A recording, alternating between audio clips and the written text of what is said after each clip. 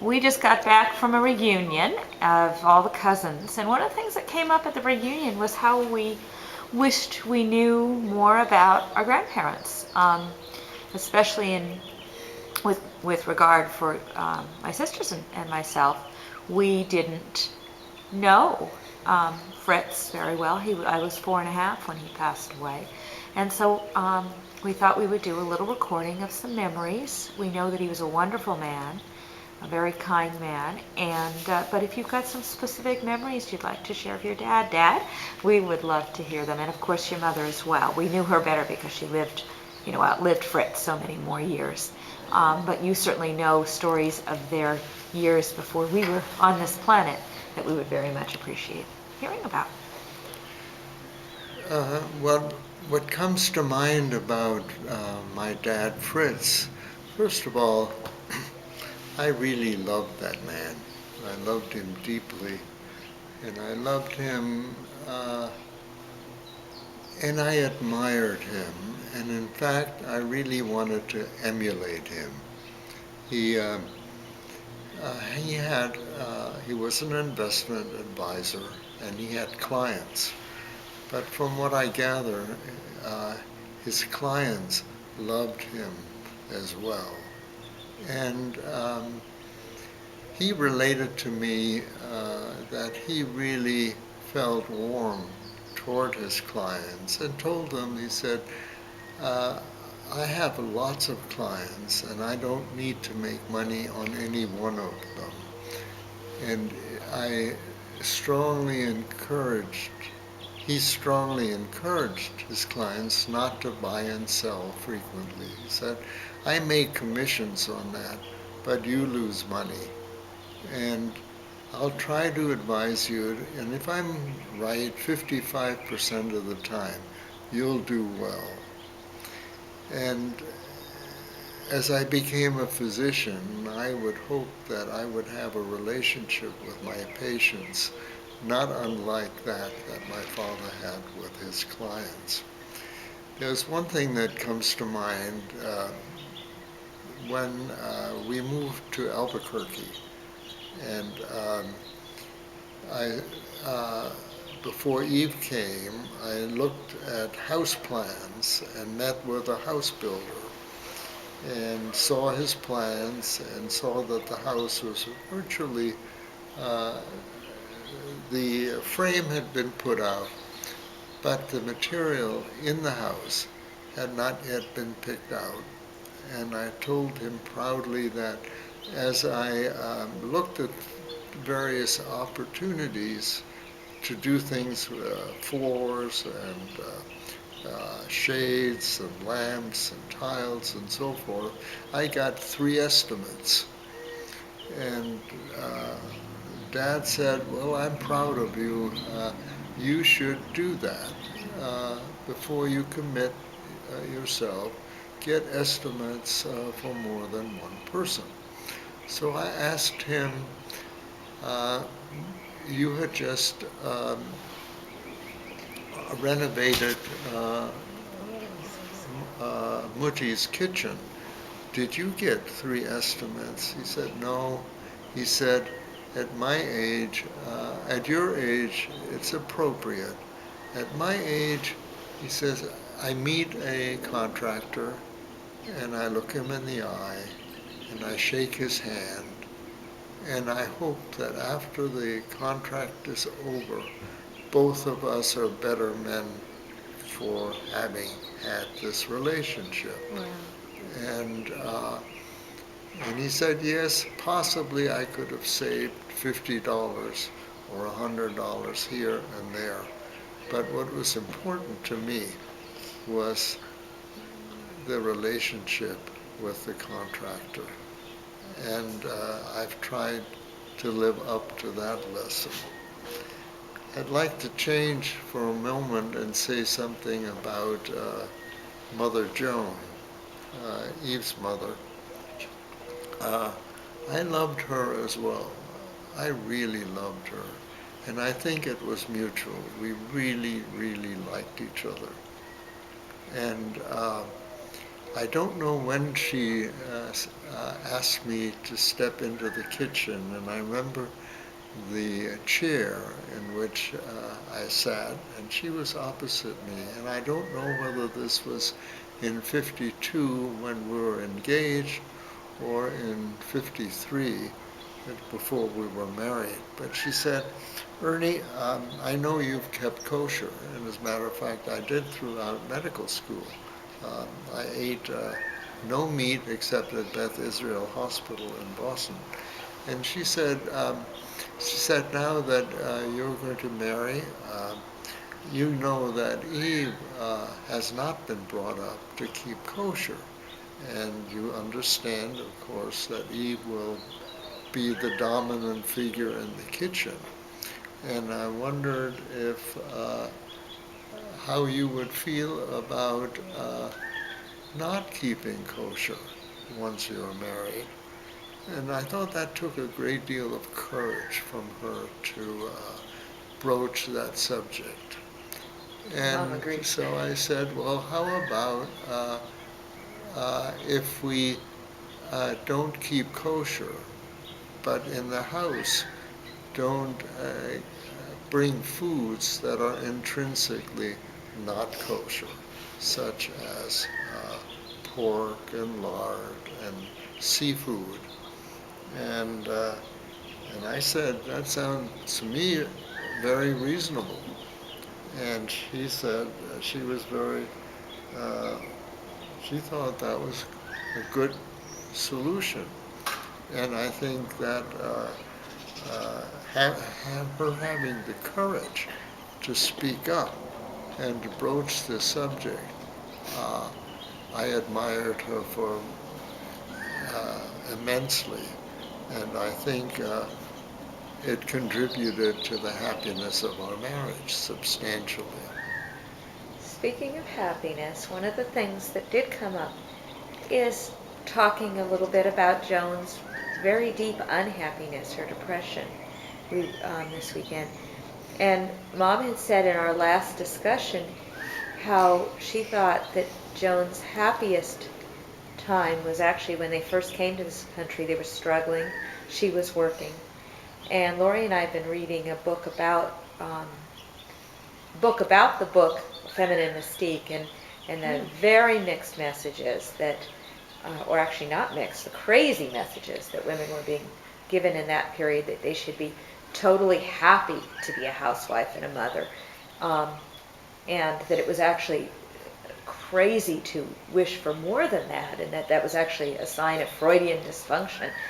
And given that Joan had risen to the post of the third highest librarian in the University of Chicago system, and then came to San Francisco and was no longer working, to the best of my knowledge, right? We were wondering if that might have fed into that unhappiness cycle that ultimately led um,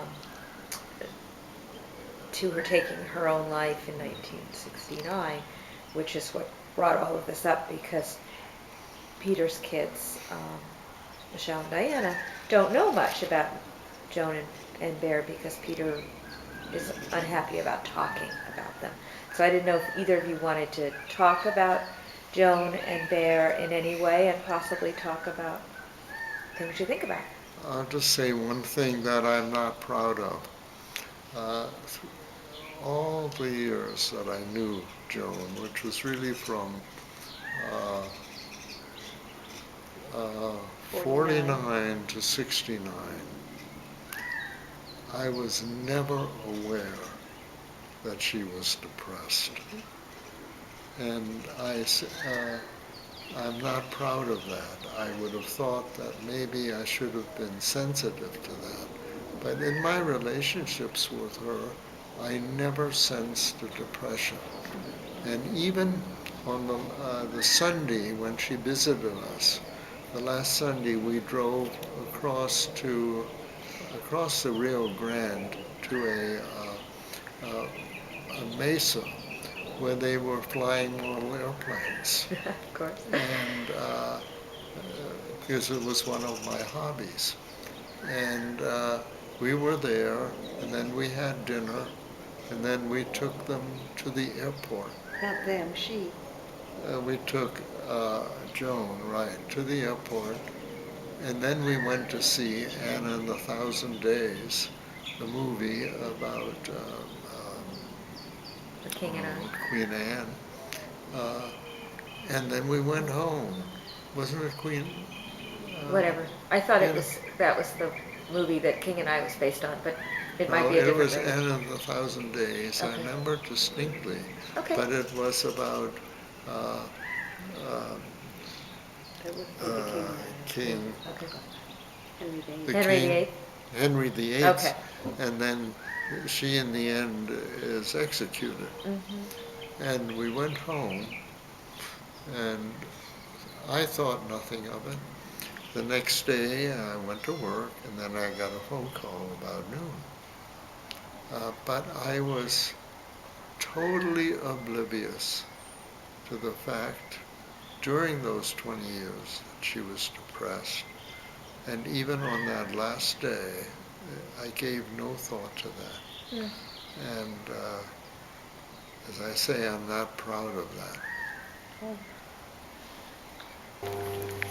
Hey, we're here and we're just doing a little reminiscing about Mom and Dad's parents. We were just talking a little bit about Joan, and maybe we were talking this weekend about our memories of her are more visual almost than anything else, in that of her elegance, but we don't remember her passions or her interests. She liked to play bridge. Yeah. Did you know It's that? genetic. Did you know that?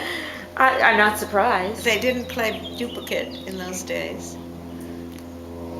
Mostly, I don't really know what her interests were. Do you remember what she liked to do most? I remember she was always very elegantly She dressed. did. She loved shopping when she was. I didn't inherit that from her. When she was not particularly happy and was looking for something fun to do, shopping was one of the things she did. And she always dressed elegantly. Elegantly, beautiful manners. And she carried a little case with saccharin tablets in it. I still remember those little yes. tiny tablets. Yes, she always kept her figure. She never weighed more than 100 pounds her whole God. life. But unfortunately, she didn't exercise. And I think had she done so, it might have helped her moods. I knew she was depressed. She said she was depressed from the time she was 12 years old. I think I told you this before. Doesn't matter. She lost the only parent she felt loved her, her father. And when she was 12, he died at about the time of the pandemic flu, at the age of 40. And I don't know whether he died of flu or pneumonia, but and then I don't know what the interval was, but her mother, Leah, married Max Fromm, and leaned, I don't know what the past tense of leaned is, leaned over backwards to be a good mother to her 5 new stepchildren, Alfred and Herbert and Paul and Friedel and Norman. And I don't know if Margaret felt neglected, but my mother certainly felt neglected. She felt her mother didn't love her enough or pay enough attention to her, whatever. I wasn't alive. And she was a young teen at that time, or mid-teen. And all the kids were, the 7 siblings, step siblings were very close in age. 2 of them were twins, and the blended family. My guess is they were within 5 years of each other, 7 teenagers or something like that in the household. Of course, in those days, one didn't cater to teenage hormones and whims. The patriarch of the family, my grandfather, my step-grandfather, Max Fromm, ruled the roost. And he had some very strong-willed children who rebelled against that. I don't know what he expected his sons to do. Some of them followed in his footsteps and entered the wine business. I don't know if that was his desire or not. But Herbert Fromm, of course, you know about him. He was a musician. Chicago. No, Boston. Boston. And he was he supported himself by becoming the music director of synagogue. Do you remember the name of it? I thought it was Beth Israel, but I'm not sure. But his life was spent composing mostly liturgical music, which is not a very lucrative profession. And he married Lainey, and the condition of their marriage was that they not have children. He did not want children, which was very sad because Lainey would have made a wonderful mother. I liked her much better than I liked my uncle, or really he's my first cousin. They all are. Those five are my first cousin because their mother, who died, was my father's sister. I don't know if you know all that. And anyway, I digressed, but that marriage certainly didn't help my mother's depression. And the main problem was there wasn't any effective help for her. There were no good psychiatric treatments available. Her sister also 6 weeks suicide. Before we got married, my Aunt Margaret committed suicide. Wow. Are we on? Uh-huh. And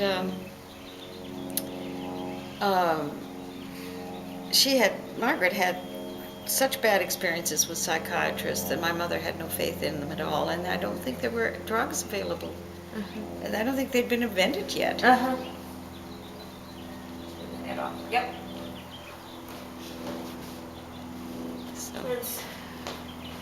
So that was really tough. Are there other memories of your mom or your dad? I thought my mother was a very nurturing, loving mother. I think she modeled her mothering from the negative template of her own mothering. She felt her mother wasn't a good mother and she wanted to be one, and I think she was. My brother wouldn't corroborate that at all. He felt totally differently about it. I think their personalities clashed, probably from the get-go. And we were mostly mothered and not fathered because our father was a traveling salesman. He had quite a wide territory. When we lived in Chicago, he went to Indiana and Ohio, and he wasn't home a lot. So we relied on our mother as the parent, and that was the norm for us. We were asking, in fact, and at that time your mom was working, right? My mother worked, as you said, until 1949 when we moved to San Francisco, and then she stopped. I don't know why she didn't apply for a job in San Francisco. We were wondering who took care of you during the day, after school and stuff with your mom. Well, remember, we weren't that little. Well, that was what we were trying to figure out, how old you would have been. Well, I was 8 when we arrived in the States, and 11, and Peter was 11, and I don't know. I don't remember. Maybe we stayed alone for a little while. That's what we kind of speculated, maybe, because kids I were allowed to. And you guys got around pretty well. I think you were describing... I remember riding the L, which is the rapid transit in Chicago, by myself as a kid, downtown. I don't know what I did there. I don't remember that, but I remember I was allowed to go alone. Yeah. Things that we wouldn't even dream of letting our kids do now. Oh, and if you talk to your cousin Susie, she was allowed to do all kinds of stuff at a very tender age. Yeah, we're so productive nowadays. And Dad had that memory of riding you had the memory of riding. You were so proud that you were 5 or 6, and then you had to pay, but you were riding solo, which is just sort of mind-boggling. And riding in a boat, probably without a life vest. And one especially the one that shook the most, Mutti Hedwig, which I will not forget. It was June of 1991, about 6 weeks before she died. It was some morning, I don't know what day of the week it was, I got a call around 6 or 7 in the morning this was in Phoenix here, and she says, "I'm going to die today, and I want you to come."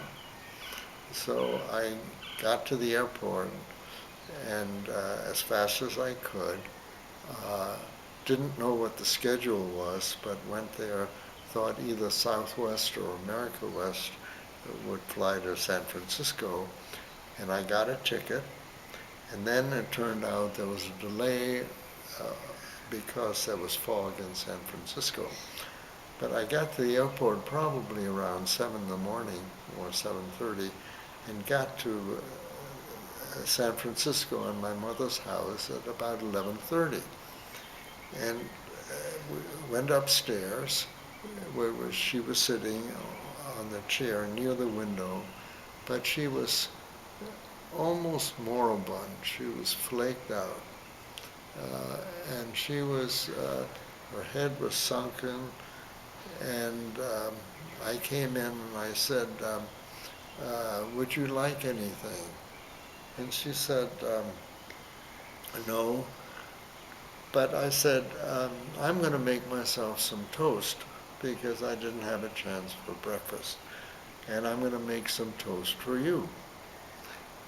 And so I made some toast, brought it upstairs, and I said, well, you used to feed me some 95 years ago or so, and now it's my turn. So I'm going to have you eat some toast. And which she took, and then she went to sleep for half an hour. And when she woke up, she was totally different. She was alert, she was alive, and she said, Ernie, what am I going to do? I called my 4 friends this morning, I said goodbye. And so I said, well, why don't we call them up and say hello? And then we sat around a little bit and said, what should we do for your 100th birthday? And we discussed that. And then she says, but before you fly back tonight, I want you to go to the Jiyang Museum, where there was an exhibit of Buddhist art. And there's a colored mandala on the entrance. The mandala is the Buddhist sand painting of the 4 corners of the world. I don't know my Buddhism. But I thought, well, if a lady who's almost 99 says, here's a colored mandala, and I've never seen anything like it in my life, so I thought it was worth going there. So I went there and I saw it, and I remembered going in, there was an arch about the exhibit, and the exhibit was co-sponsored by Richard Gere.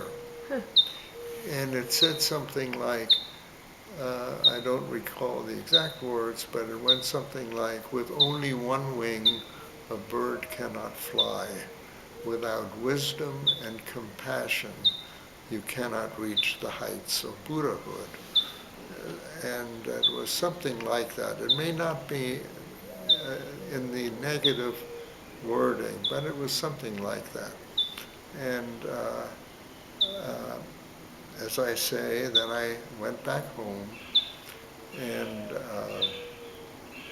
said goodbye and flew back that same day. And then 6 weeks later, on a Thursday, I got the message that Moody had died. And you know those mandalas are just there for a day. What? You know, they destroy them after they make them. Well, this was apparently not This was destroyed. permanent? Oh, really? Because it was part of this exhibit. Permanent exhibit? Are you sure?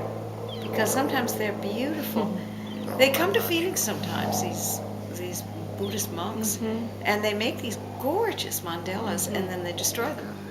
I don't know why, but it's part of their religion. So did you relay what it said, or had your mother told you that?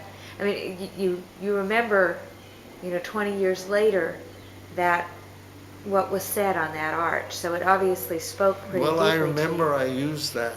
I had written it down, and I used it in my eulogy. Okay. And so I do remember it. And I have it in one of my quotation files. Okay. We'll give you 30 seconds to find it. Your wonderful He quotation. only needs 28. Your wonderful quotation pile. It's a great story. It is a great story, and it is, And I mean, it also reflects on Hedwig, because she, even at the end, was so interested in so many different things, and would you'd go there and you say, you have to go see the De Young, or you have to go see this there. And even when her mobility was somewhat restricted, she still made it a real effort to get out there, even if it took some sort of assist. There's one other vignette I'd like to relate about Wuti. This happened, it probably happened in the 80s sometime, uh, when Muti no longer could go to synagogue.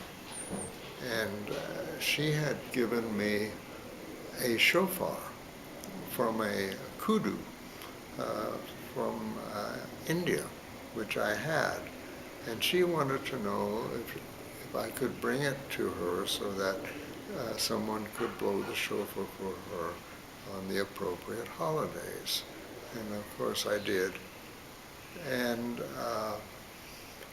some months or a year later, she said, Ernie, David is studying Hebrew and Judaism so well that I've decided that David should have the shofar. And I said, that presents me with a dilemma, because I'm not sure that you can give David something that doesn't belong to you. But secondly, I'm not sure if you don't want David to have it and don't want me to have it. I don't think, maybe I might not want it back. And so I left that day. I remember it was a Friday, and I was in San Francisco for a meeting. And on Wednesday I went back and said goodbye to Muti, and she says, oh, by the way, about that shofar, it's yours and I don't want to talk about it. She was a character. So that was an episode that I remember. Excellent. Perhaps that's enough. Vignette I like to tell about Uti, my mother. She was about 90, and she had broken her hip and was admitted to St. Luke's Hospital. And she kept kosher. And so I flew up, and I guess it would have been shortly after we came to Phoenix. And I visited with her and made sure that the care was appropriate, which it was. But Moody said, well, what am I going to do about kosher food? And I said I'd look into it, and I found a catering service, a kosher catering service, but they made meatloaf once a week, and that served the needs. And my mother, after a week, I heard she said, I'm not going to eat meatloaf every day in the week. She says, I made arrangements for my physiotherapy and for all the needs, and I'm going to go home. And she was, of course, supposed to recover in a rehabilitation center, but that wasn't what she was going to do, and she managed everything else. She also said, when I visited her in the hospital, that what am I going to do? I take care of 3 or 4 women, and I make sure that they're okay. And I call them and I visit them. And I said, well, for one day I will visit them for you.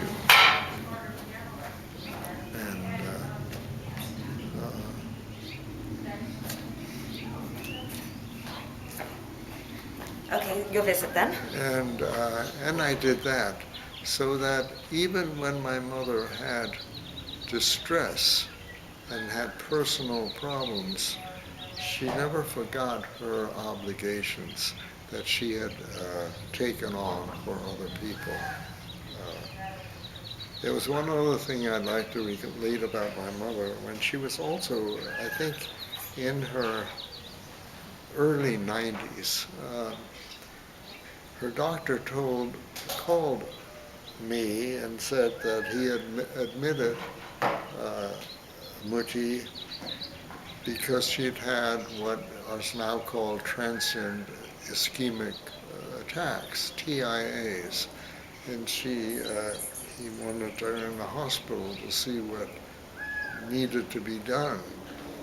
And I said, uh, he, the doctor was a fine doctor, but he thought that Muti, having two sons who were physicians, that he wanted to leave no stone unturned. And I said, what I'd really like you to do is before dinner, discharge her so she could go home and have chicken soup, because there's nothing that I can think of. And I asked him whether he could think of anything that he would do at that time uh, uh, for a 90-year-old, that there's nothing he would find that would do anything about. And the hazard of being in a hospital at age 90 far outweighs the benefits of chicken soup. And he Interesting. did discharge her that day. Great.